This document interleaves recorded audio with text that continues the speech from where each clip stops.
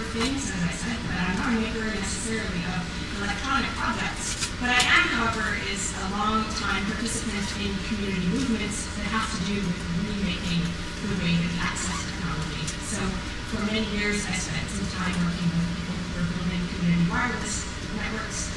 And I realized that as they were building community networks, they were building them from open source software, and then they started to want to build them from open source hardware as well, which is how I became involved in this whole discussion about opening up of all kinds of means of access to each other and to the world around us. So I'm going to talk about this project, which was started in 2009, which is the Open Hardware and Design Alliance. And I'm going to talk about it in a kind of very open way, because what OHANDA is not a license. It's not necessarily a standard. It's a process, and it's a process that since 2009 has been open, and we are hoping to keep it open as well. So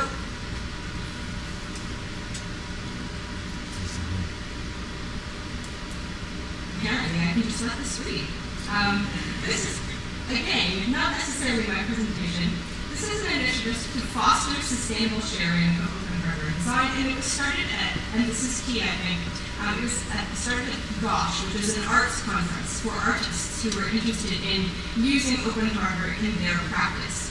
And when I talk about the background to OHANDA and the background to the way that they are thinking about open hardware, we are thinking about people who are making things for the love of making them, but also people who are making things that are often supported by the public purse. So when we're thinking about why we want to make hardware open and why we want to make designs open, we're thinking about opening up a kind of knowledge commons.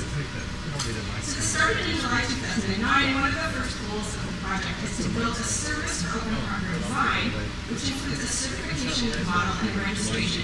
The main thing that OHANDA wants to do is make a link between this physical object and the location of the design information that would help you understand what to do with it if, in fact, this object were a piece of open hardware, which of course it's not.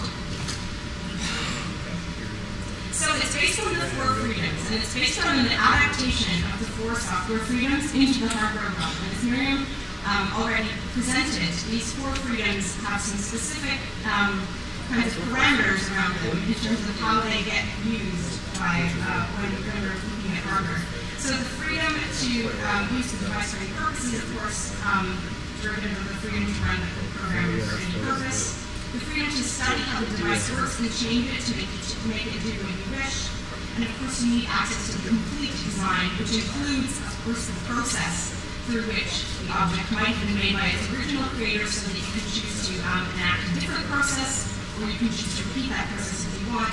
The freedom to redistribute the design and or to remanufacture it, and the freedom to improve the device and the design and release your improvements to the public so that the whole community benefits. Again, this is also a kind of public interest model of thinking about open hardware. We're thinking about creating a kind of commons of hardware knowledge that's about the design, but it's also about the process by which the design came about.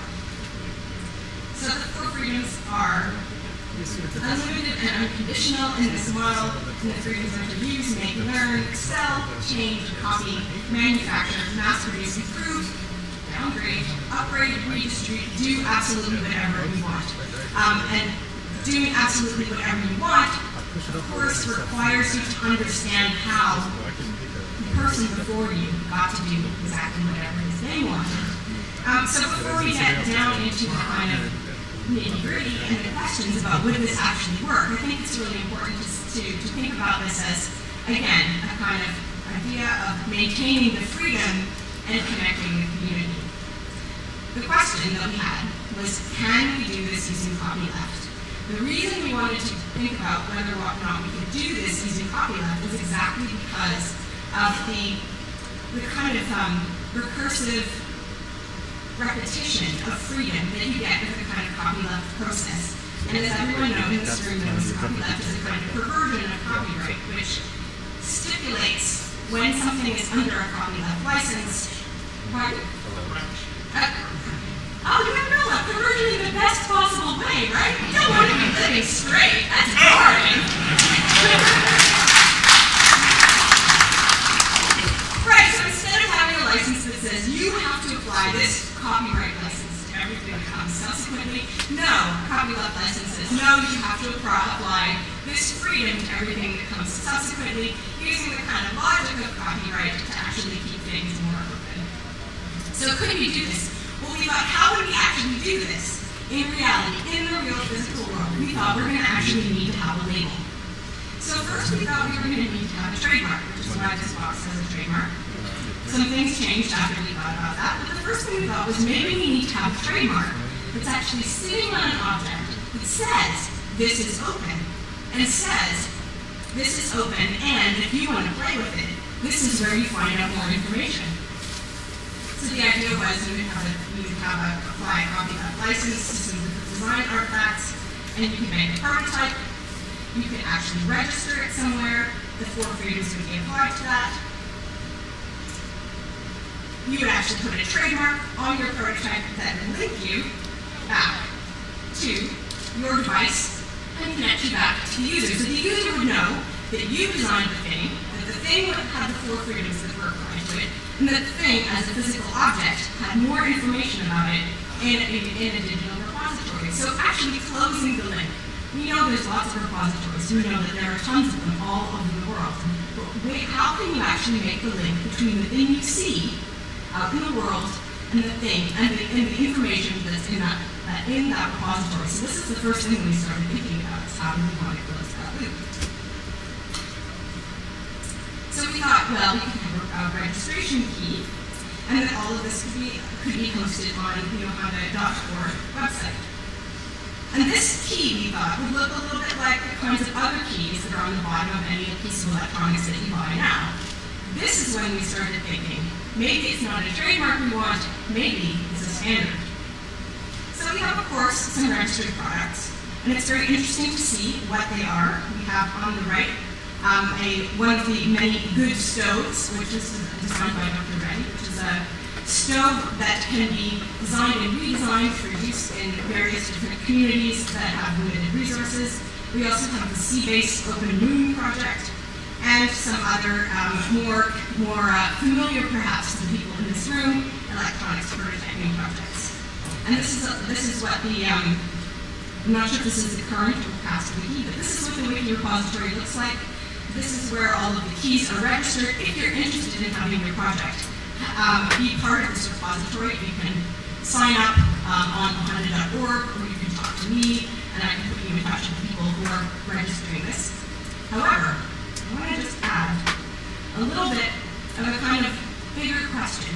And the bigger question is this. We have lots of different communities within open hardware. We have communities who are trying to build shelter, for example, like the Hexager project.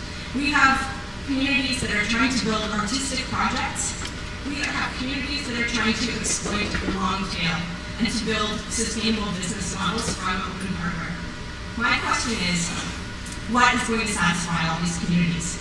And this is when we started talking about having a standard. Instead of a trademark, same kind of process, but actually having a kind of open hardware standard. This is what we wanted to do. In our last meeting in Berlin, this is our list of absolute things that we would absolutely love an open hardware standard to do. Make public things, collect information, ensure openness, make the documentation publicly accessible, protect common knowledge, and make something that's generic, universal, and simple with a venue for timestamping and quality control. Can we do it?